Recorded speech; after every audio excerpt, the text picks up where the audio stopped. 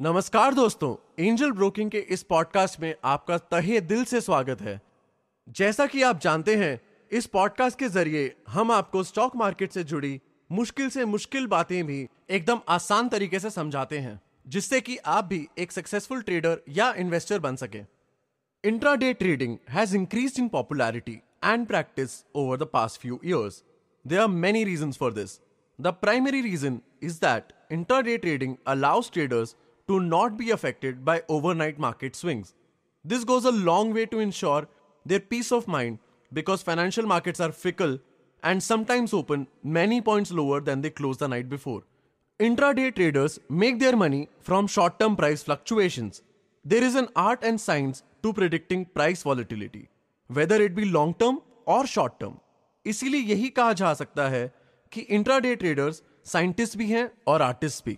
Trading का दूसरा तरीका है value investing. Value investors take long positions in companies that they believe have fundamental value. Then they hold on to their positions for years. They wish to profit from the core strengths of the business that they invest in.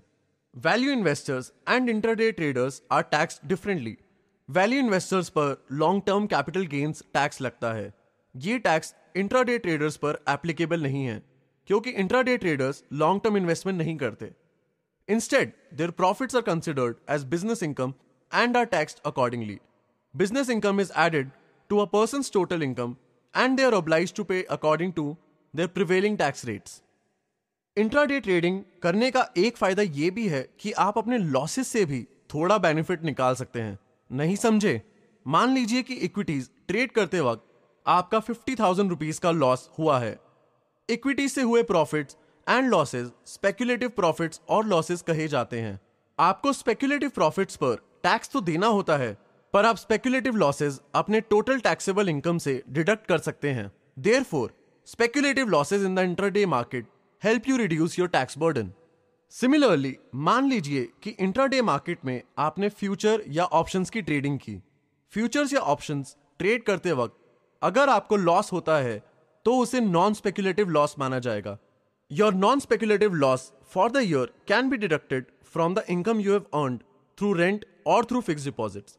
Non speculative loss आप अपनी salary से deduct नहीं कर सकते हैं, और अगर आप करेंट फाइनेंशियल ईयर में नॉन स्पेक्युलेटिव लॉस का डिडक्शन क्लेम नहीं करते तो आप आने वाले 8 सालों तक अपनी स्पेक्युलेटिव इनकम से वो लॉसेस डिडक्ट कर सकते हैं। Therefore you can set off the losses you may incur through trading equities और derivatives by decreasing your taxable income. अपने लॉसेस एडजस्ट करने के बाद आप अपनी रिमेनिंग टैक्स लाइबिलिटीज को प्रिवेलिंग टैक्स कोड के अंतर्गत पे करेंगे। Therefore you must keep an account of all your intraday trades. Keeping track of which trades are speculative and non speculative will help you get deductions at the time of filing income tax returns. ये बात note करने वाली है कि long term capital gains पर fix tax लगता है। No tax is levied for long term capital gains of 1 lakh rupees और less. Above 1 lakh rupees, a flat tax rate of 10% is charged. Business income, that is income from intraday trading, is charged very differently. The tax rate is progressive instead of flat. As the income increases, the applicable tax also increases. इसी के साथ ये podcast हम यहीं पर रोकते हैं।